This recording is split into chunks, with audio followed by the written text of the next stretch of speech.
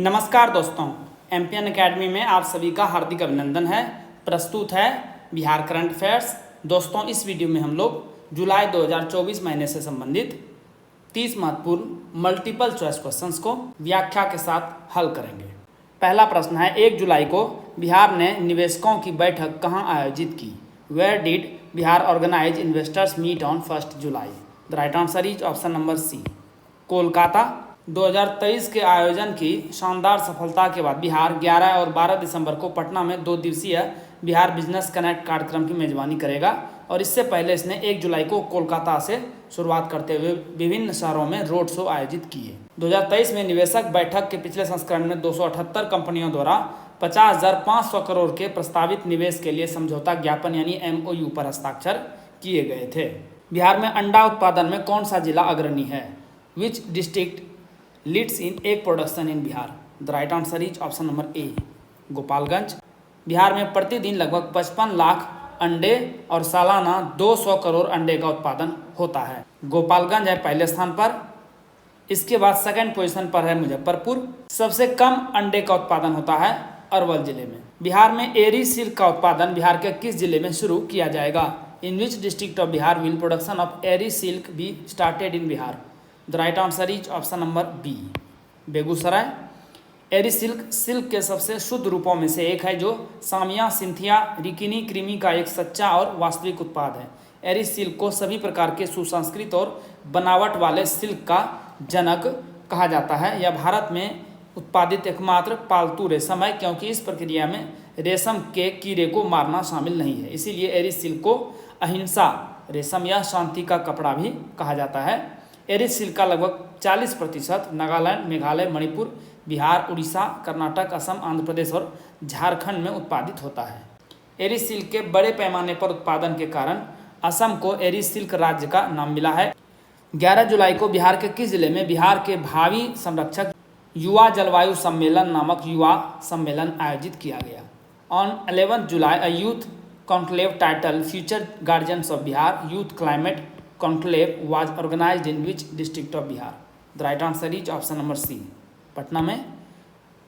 11 जुलाई को विश्व जनसंख्या दिवस के उपलक्ष्य में CIMP Chandragupta institute of management Patna में जलवायु लचीलापन, आपदा जोखिम न्यूनीकरण और जल स्वच्छता और स्वास्थ्य अनुसंधान और शिक्षा केंद्र द्वारा यूनिसेफ बिहार के सहयोग से पटना में बिहार के भावी संरक्षक युवा जलवायु सम्मेलन शीर्षक से एक युवा सम्मेलन आयोजित किया गया।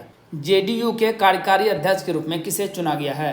Who has been elected as working president of JDU? The right answer is option number A, Sanjay Jha. Sanjay Jha Janata Dal United यानी JDU के कार्यकारी अध्यक्ष चुने गए हैं। ये भी वर्तमान में राज्यसभा सांसद हैं। नीतीश कुमार JDU के राष्ट्रीय अध्यक्ष बने रहेंगे। दिल्ली में हुई पार्टी की राष्ट्रीय कार्यकारिणी की बैठक में यह फैसला लिया गया। मरीजों का डिजिटल रिकॉर्ड तैयार करने में बिहार का कौन सा स्थान है? What is the rank of Bihar in preparing digital records of patients? The right answer is option number D, छठा। मरीजों का डिजिटल रिकॉर्ड तैयार करने में बिहार देश में छठे स्थान पर है। केंद्रीय स्वास्थ्य मंत्रालय की रिपोर्ट के अनुसार 25 जून तक बिहार के सरकारी अस्पतालों में आने वाले लगभग 14.5 लाख मरीजों का डिजिटल रिकॉर्ड तैयार किया गया है। डिजिटल रिपोर्ट तैयार करने में पटना राज्य में पहले स्थान पर है और शेखपुरा अंतिम स्थान पर है। पूरे देश में देखेंगे तो उत्तर प्रदेश पहले स्थान पर है। यदि आप 70वीं BPSC के लिए करंट अफेयर्स का PDF प्राप्त करना चाहते हैं तो इसके बारे में जानकारी यहाँ दी जा रही है। लेकिन आइए इससे पहले जानते हैं कि एमपीएन एकेडमी ऐप ही क्यों? क्योंकि हमने करके दिखाया है। दोस्तों, सबसे पहले हमने करंट अफेयर्स का PDF कोर्स लॉन्च किया था। 66वीं BPSC प्रीलिम्स एग्जाम में कुल 36 प्रश्न टैली हुए थे करंट अफेयर्स। बिहार SI की परीक्षा हुई थी 2021 में, क्योंकि उस साल BPSC का कोई एग्जाम हुआ ही नहीं था, तो दोनों शिफ्ट मिला के 31 क्वेश्चंस टैली हुए थे। 67वीं BPSC प्रीलिम्स 2022 जो कि कैंसिल हो गया था और फिर उसका री एग्जाम हुआ था, दोनों मिलाकर के 59 क्वेश्चंस टैली हुए थे। BPSC CDPO प्रारंभिक परीक्षा हुई थी 2022 में, तो उसमें भी 30 प्रश्न टैली हुए थे। तो आपने देखा कि on an average 30 questions tally हो रहे हैं करंट अफेयर्स से सिर्फ। उसके बाद 2023 में हमने diamond static GK test series course launch किया करंट अफेयर्स के अलावे। तो परफॉर्मेंस 30 से बढ़ करके ऑलमोस्ट 45 हो गया है 68वीं और 69वीं में। तो आपने देखा 4 साल 6 exam, consistency at its best. इस बार हमने लॉन्च किया है एनसीईआरटी टेस्ट सीरीज सबसे पहले, और अब आ गया है डायमंड स्टैटिक जीके नोट्स भी, यानी प्रीलिम्स के लिए फुल कोर्स रेडी है हमारा। तो इस बार का 70वीं बीपीएससी का प्रीलिम्स का टारगेट रहेगा 120 आउट ऑफ 150। 120 प्रश्न टैली होते हुए दिखाई पड़ेंगे आपको, और इसीलिए हमने इस बार लॉन्च किया है मिशन 120। दोस्तों इस एग्जाम्स में जितने भी प्रश्न टैली हुए हैं, यहाँ पर जो आंकड़ा दिया गया है, इसकी आप वीडियो हमारे एमपीएन एकेडमी के यूट्यूब चैनल और टेलीग्राम पेज पर भी मिल जाएगा सारा। ये वीडियो जरूर देखें, इससे आपको पता चलेगा कि प्रश्न किस प्रकार से आते हैं और आपको एमपीएन एकेडमी का यूज कैसे करना है बेटर वे में। दोस्तों इस मिशन में 3 भाग हैं। सबसे पहले करंट अफेयर्स का पीडीएफ, जो कि सबसे पहले कोर्स लॉन्च हुआ था, वो अभी भी चल रहा है। उसके बाद है डायमंड स्टैटिक जीके नोट्स, यानी डीएसजी नोट्स, स्टैटिक पोर्शन का कंप्लीट कवरेज, और टेस्ट सीरीज 2 प्रकार के हैं, एनसीईआरटी टेस्ट सीरीज और diamond static GK test series. तो यदि आप तीनों कवर करते हैं तो हमारा सब मिलाकर के होता है मिशन 120, यानी एक ही लक्ष्य है 70वीं बीपीएससी प्रीलिम्स एग्जाम में 150 में से 120 प्रश्न टैली कराना। सबसे पहले करंट अफेयर्स, साल भर के करंट अफेयर्स को आप, यानी 1 ईयर ऑफ करंट अफेयर्स का सिस्टमेटिक रिवीजन कर सकते हैं केवल 18 घंटों में। आइए अब बात करते हैं newly launched diamond static GK notes की। सब्जेक्ट वाइज पीडीएफ नोट्स आपको मिलेंगे दोस्तों। और ये क्या है पीडीएफ नोट्स? इस पीडीएफ नोट्स में दोस्तों आपको एनसीईआरटी और स्टैंडर्ड बुक्स दोनों को मिला करके एक निचोड़ प्रस्तुत किया गया है। फैक्ट्स तो सारे मिलेंगे ही मिलेंगे, कंसेप्ट भी मिलेंगे। इसमें diagram, flow chart, pictures, tables और वन लाइनर्स सबका बेहतरीन आपको इस्तेमाल दिखेगा। आपको अलग से कोई भी नोट्स बनाने की ज़रूरत नहीं है। इसे आप स्टडी कीजिए और फास्ट टाइम में इसका रिवीजन कीजिए, है ना कमाल। इस प्रकार का कंटेंट आपको मार्केट में और ऑनलाइन कहीं भी उपलब्ध नहीं मिलेगा। अब आपने स्टडी तो कर ली है, इसका प्रैक्टिस भी तो जरूरी है। तो इसके लिए हमारे पास 2 तरह के टेस्ट सीरीज है, एक है एनसीईआरटी टेस्ट सीरीज और एक है diamond static GK test series. ये पीडीएफ नोट्स और टेस्ट सीरीज आपको मिलेगा कैसे? सबसे पहले आप MPN academy app Google play store पर चले जाएंगे, उसे डाउनलोड कर लेंगे। आपको इस प्रकार का लोगो दिखेगा। ओटीपी डाल करके स्टोर सेक्शन में चले आएंगे, वहाँ पर जा कर के आप कोर्स चुनिए। जैसे ही कोर्स पर क्लिक करेंगे, वहाँ पर नीचे आपको दिखेगा आई एम इंटरेस्टेड का एक बटन। वहाँ जैसे ही क्लिक करेंगे तो आपको पेमेंट का लिंक उपलब्ध हो जाएगा आपके मैसेज में, और व्हाट्सएप पर भी लिंक आ जाएगा। वहाँ पर जाके शुल्क का भुगतान कर दीजिए। एमपीएन एकेडमी ऐप के कंटेंट सेक्शन में आपको कोर्स उपलब्ध हो जाएगा। भारतीय संस्थागत रैंकिंग फ्रेमवर्क के अनुसार शीर्ष केंद्रीय विश्वविद्यालयों की रैंकिंग में बिहार के राजेंद्र कृषि विश्वविद्यालय का स्थान क्या है? According to Indian institutional ranking framework, what is the rank of Bihar's Rajendra agricultural university in the rankings of top central universities? The right answer is option number D, 7वां स्थान है। इंडियन इंस्टीट्यूट रैंकिंग फ्रेमवर्क यानी IIRF ने देश के शीर्ष केंद्रीय विश्वविद्यालयों की रैंकिंग जारी की है। इसमें JNU को पहला स्थान मिला है, दिल्ली विश्वविद्यालय दूसरे और BHU तीसरे स्थान पर है। 7वें पोजीशन पर है राजेंद्र कृषि विश्वविद्यालय पूसा, यह समस्तीपुर जिले में आता है बिहार के। मुख्यमंत्री नीतीश कुमार ने राज्य स्तरीय वन महोत्सव 2024 का उद्घाटन कब किया? When did chief minister Nitish Kumar inaugurated the state level Van Mahotsav 2024? The right answer is option number C, 8 जुलाई को। पर्यावरण, वन और जलवायु परिवर्तन विभाग की ओर से मुख्यमंत्री एक अणे मार्ग में मालदा आम का पौधा लगाकर इसका आयोजन किया गया। इस अवसर पर मुख्यमंत्री ने लोगों से अपने परिसर और आसपास में पेड़ लगाकर इस अभियान में योगदान देने की अपील की है। राज्य में हरित आवरण क्षेत्र को बढ़ाने के लिए 2012 से वृक्षारोपण की शुरुआत की गई थी। अभियान के तहत पर्यावरण, वन और जलवायु परिवर्तन विभाग की ओर से एक व्यक्ति विशेष को 5 पौधे मुफ्त में उपलब्ध कराए जाएंगे। बिहार का सबसे बड़ा औद्योगिक क्षेत्र किस जिले में शुरू किया जाएगा? In which district will Bihar's largest industrial area be started? The right answer is option number A, Gaya. केंद्र सरकार के राष्ट्रीय औद्योगिक गलियारा विकास और कार्यान्वयन ट्रस्ट के न्यासी बोर्ड ने गया में एकीकृत विनिर्माण क्लस्टर के परियोजना को मंजूरी दी है। इस परियोजना में 1350 करोड़ रुपये से अधिक के निवेश की संभावना है। 1670 एकड़ क्षेत्रफल वाला यह राज्य का सबसे बड़ा औद्योगिक क्षेत्र होगा। यह परियोजना अमृतसर कोलकाता औद्योगिक गलियारे के दायरे में है। गया जिले के शेरघाटी अनुमंडल अंतर्गत डोभी प्रखंड में जमीन चिन्हित कर ली गई है। क्लस्टर की स्थापना से हजारों लोगों को प्रत्यक्ष रोजगार मिलेगा। मोहम्मद तौसीफ रसूल को 18वीं एशियाई पुरुष जूनियर हैंडबॉल चैंपियनशिप में भाग लेने के लिए भारतीय टीम में चुना गया है। वह किस जिले से हैं? Mohammad Tausif Rasool has been selected in the Indian team to participate in the 18th Asian men's junior handball championship. He hails from which district? The right answer is option number A, Nawada. Bihar के नवादा जिले के निवासी मोहम्मद तौसीफ रसूल का चयन 18वीं एशियाई पुरुष जूनियर हैंडबॉल चैंपियनशिप में भाग लेने वाली भारतीय टीम में हुआ है। यह प्रतियोगिता 12 से 26 जुलाई तक जॉर्डन के अम्मान में आयोजित की गई। वित्तीय वर्ष 2024-25 के लिए बिहार की विकास दर क्या है? क्रिसिल के अनुसार आपको बताना है। What is the growth rate of Bihar for the financial year 24-25 according to CRISIL? The right answer is option number A, यह रहेगी 10.98%। वित्तीय वर्ष 2024-25 में बिहार जीडीपी की वृद्धि दर दोहरे अंकों में रहने का अनुमान है। यह रेटिंग एजेंसी क्रिसिल का आकलन है। यह अनुमान लगाने का एक आधार है क्योंकि पिछले कई वर्षों से बिहार की विकास दर दोहरे अंकों में बनी हुई है। निम्नलिखित में से कौन सा देश का पहला ट्रांसजेंडर इंस्पेक्टर बना? Who among the following become the countries first transgender inspector?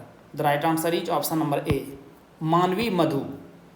1275 नए इंस्पेक्टरों में 3 ट्रांसजेंडर और 450 महिलाएं चयनित हुई है। ट्रांसजेंडरों के लिए 5 पद आरक्षित थे लेकिन 3 ही योग्य उम्मीदवार चयनित हुए। मानवी मधु देश की पहली ट्रांसजेंडर इंस्पेक्टर बनी है। प्रदेश में यह पहला मौका है जब पुलिस विभाग में इंस्पेक्टर पद पर किसी ट्रांसजेंडर का चयन हुआ है। क्या आपने एमपीएन एकेडमी का टेलीग्राम पेज ज्वाइन किया है? नहीं? अरे अवश्य ज्वाइन कीजिए।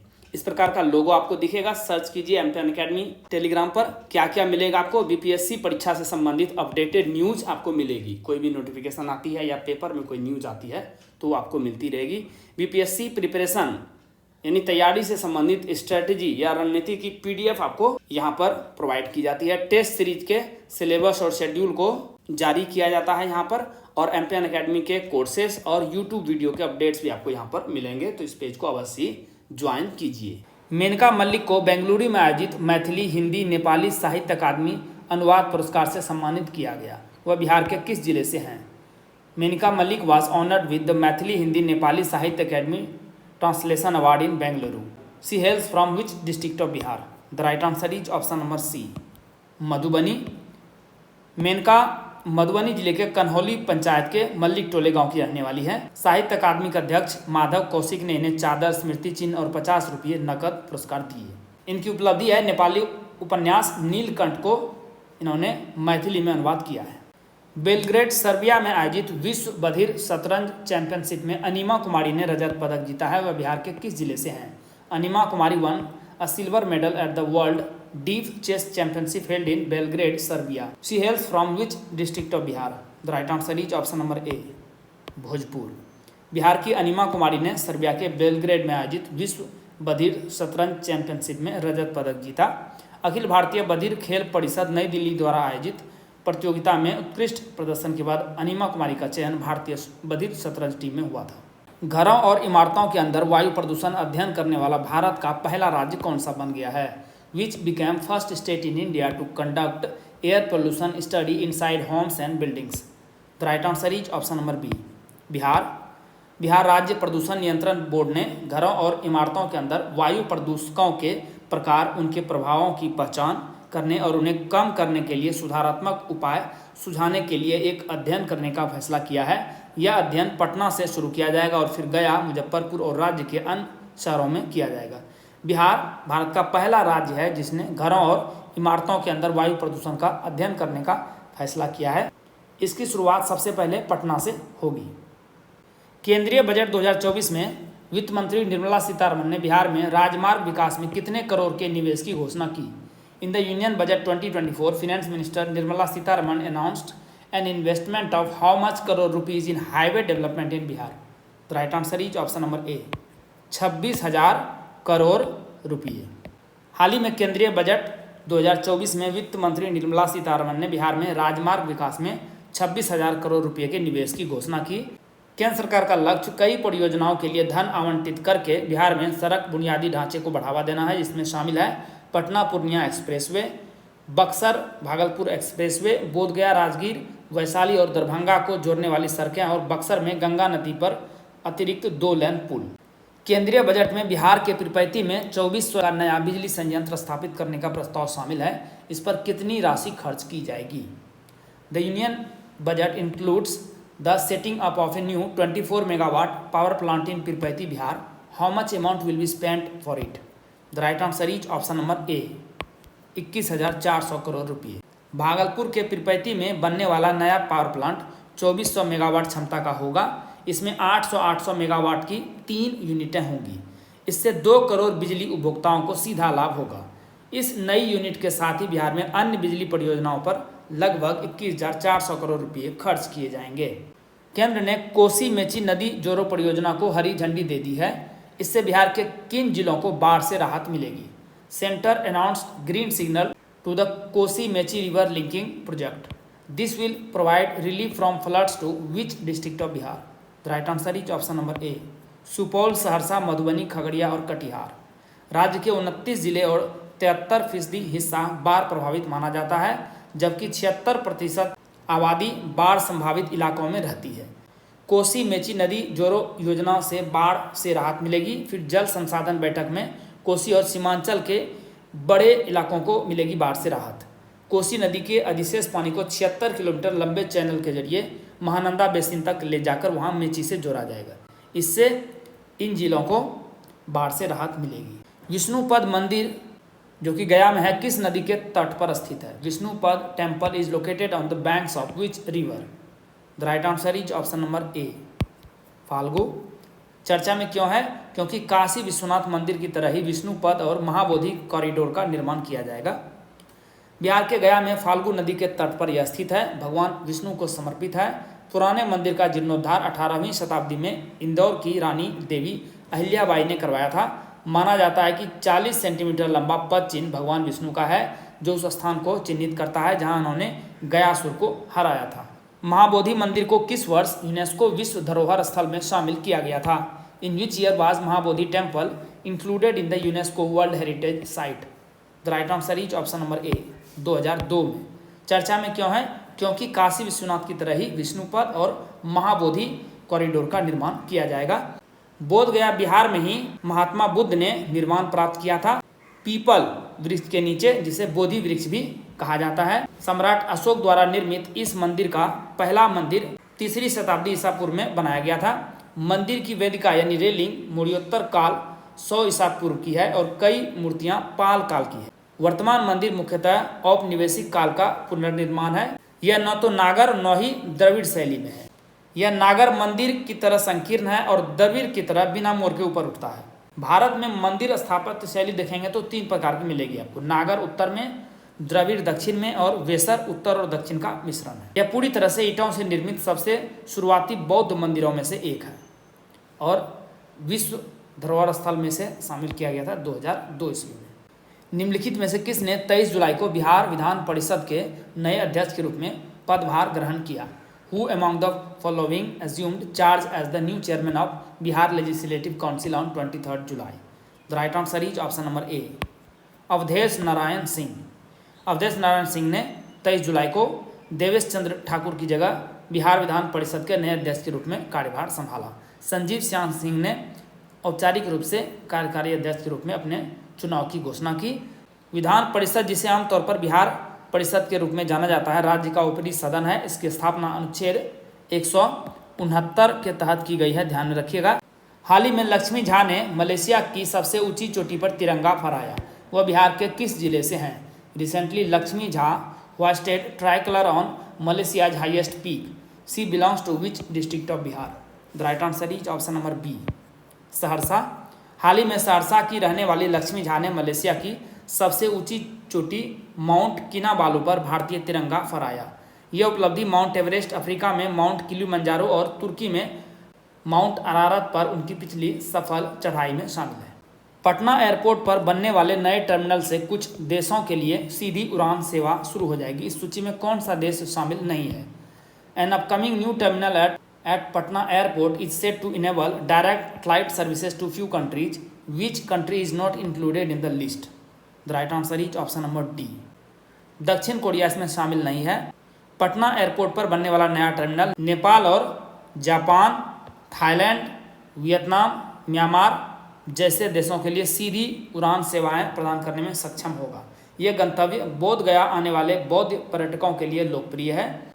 24 दिसंबर 1999 को इंडियन एयरलाइंस की दिल्ली काठमांडू फ्लाइट के अपहरण के बाद से नेपाल की अंतर्राष्ट्रीय हवाई सेवाएं निलंबित है। पिछले 24 वर्षों से पटना एयरपोर्ट केवल नाम का ही अंतर्राष्ट्रीय एयरपोर्ट है। अब संभवतः यहाँ पर शुरुआत होगी।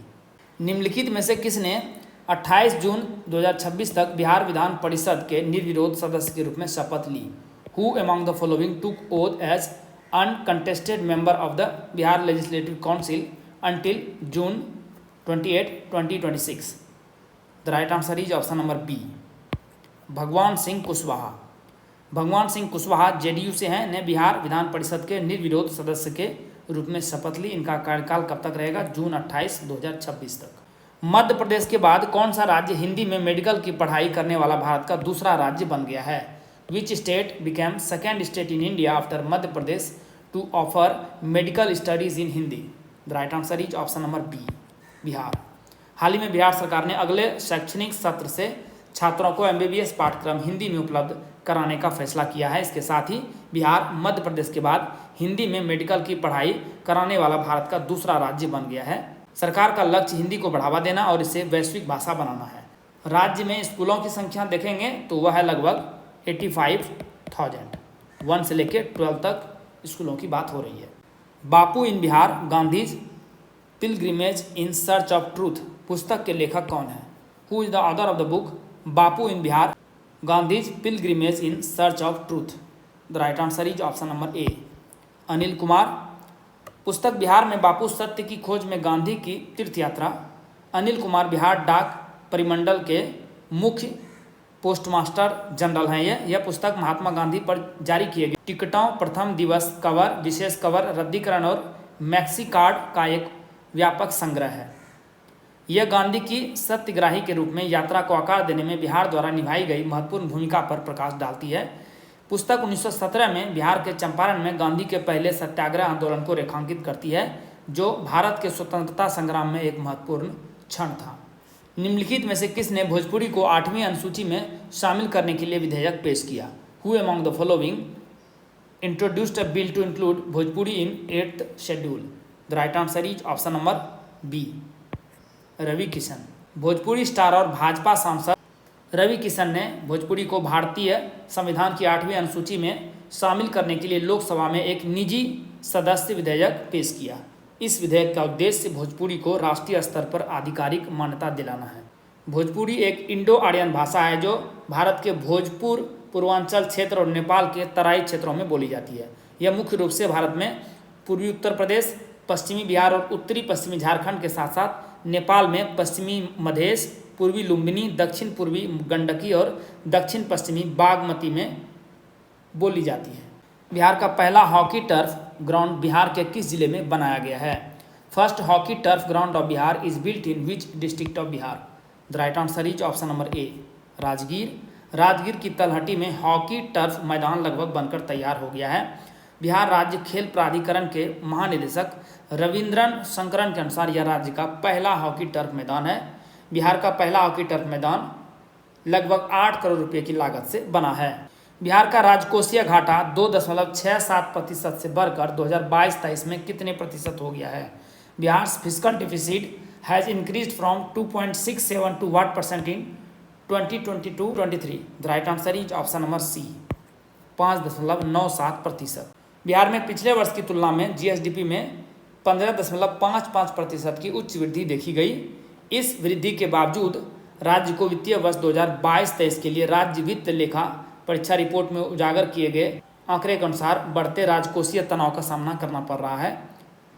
राजकोषीय घाटा 2018-19 में 2.67% से बढ़कर 22-23 में कितने हो गया 5.97%। जो बिहार राजकोषीय उत्तरदायित्व और बजट प्रबंधन अधिनियम द्वारा निर्धारित 4% का जो सीमा है उससे अधिक है। सार्वजनिक ऋण जीएसडीपी अनुपात 2018-19 में 23.8% से बढ़कर 2022-23 में कितने हो गया है 32.3%। दोस्तों जैसा कि बताया गया है इस वीडियो लेक्चर का पीडीएफ आपको हिंदी और इंग्लिश दोनों भाषाओं में अलग अलग फुल डिस्क्रिप्शन के साथ एमपीएन एकेडमी ऐप पर प्राप्त होगा। दोस्तों इन पीडीएफ के सारे आप इस वीडियो लेक्चर को आसानी से 5 से 6 मिनट में रिवाइज कर पाएंगे, जिससे आपका बहुत सारा समय बचेगा, जिसे आप स्टैटिक पोर्शन पर खर्च कर सकते हैं और अपने टाइम को बेटर मैनेज कर सकते हैं। एमपीएन एकेडमी ऐप का लिंक आपको इस वीडियो के डिस्क्रिप्शन बॉक्स और पिन कमेंट सेक्शन में मिल जाएगा। चलिए अंतिम प्रश्न को हल करते हैं। लिट्टी चोखा को भी जल्द ही जीआई टैग मिलेगा, यह भारत के किस राज्य का प्रसिद्ध व्यंजन है। Litti chokha will also get a GI tag soon, it is the famous dish of which state of India. बहुत आसान प्रश्न है, right answer is option number A Bihar. Bihar के मशहूर लिट्टी चोखा को भी जल्द ही जीआई टैग मिलेगा। इस कड़ी में लिट्टी, सोनाचूर चावल, गुलशन टमाटर, सिंघारा और दीघा मालदा भी शामिल है। बीएयू के शोध निदेशक के सभागार में कुलपति प्रोफेसर दुनिया राम सिंह की अध्यक्षता में उत्पादों को जीआई टैग दिलाने की प्रक्रिया की समीक्षा की गई। बीएयू क्या है? बिहार एग्रीकल्चर यूनिवर्सिटी, भागलपुर जिले के सबौर में स्थित है। दोस्तों जुलाई महीने के बिहार करंट अफेयर से संबंधित जितने भी महत्वपूर्ण प्रश्न बन सकते थे उसे हमने 30 MCQ में शामिल किया है, लेकिन इसके अलावा भी बहुत सारे ऐसे एडिशनल करंट अफेयर्स होते हैं, अतिरिक्त करंट अफेयर्स, जो कि उतने महत्वपूर्ण नहीं होते हैं लेकिन फिर भी एग्जाम में कई बार दिखाई दे जाते हैं। इसी के लिए हमने एट ए ग्लांस यानी चलते चलते सेक्शन बनाया है। इसका कंटेंट आपको पीडीएफ के रूप में पॉइंट वाइज मिलेगा। इसे वीडियो में शामिल नहीं किया जा रहा है क्योंकि इससे वीडियो काफ़ी लंबा हो जाएगा। दोस्तों इसी के साथ बिहार करंट अफेयर्स के इस संस्करण को समाप्त करने की आपसे इजाज़त चाहूँगा। वीडियो देखने के लिए बहुत बहुत धन्यवाद। Thank you very much. जल्द ही मिलते हैं अगले वीडियो में। All the best for your exam preparation.